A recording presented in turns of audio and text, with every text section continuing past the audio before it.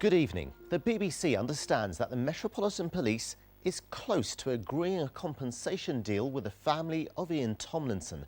The newspaper vendor died after being pushed to the ground by a riot officer during the G20 protest. That was 4 years ago. Our reporter Alex Bushell is following developments and joins us now from Scotland Yard. Alex.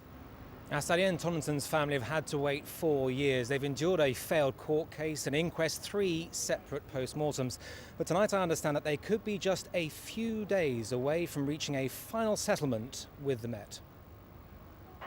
This was the moment Ian Tomlinson was hit with the baton and pushed to the ground, unlawfully killed by a riot officer during G20 protests. He was on his way home and was not involved in the demonstrations that had brought the square mile to a standstill. It was April 2009. Mr. Tomlinson was walking away from police lines at the time. He stumbled for 75 yards before collapsing in the street and dying. Eventually, a post-mortem finds the cause of death was abdominal bleeding.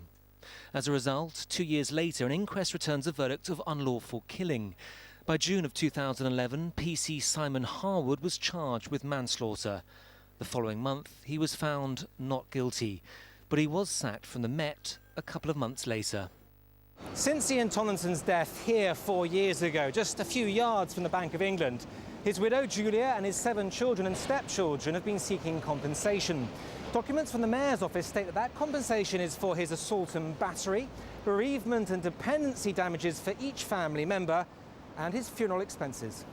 The Deputy Mayor for Policing and Crime, Stephen Greenhalgh, has authorised the Met to settle the claim and increase the amount paid to Ian Tomlinson's family if necessary.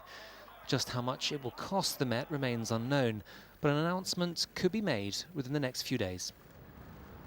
For the family, this isn't just about the money. The Met have written to say that they will write to express their sympathy over his death, but the family want much more than that. They want a full apology and they want the force here to admit full responsibility for his death. If they don't get that, they have said through their lawyer, they could yet take the Met to court. Assad.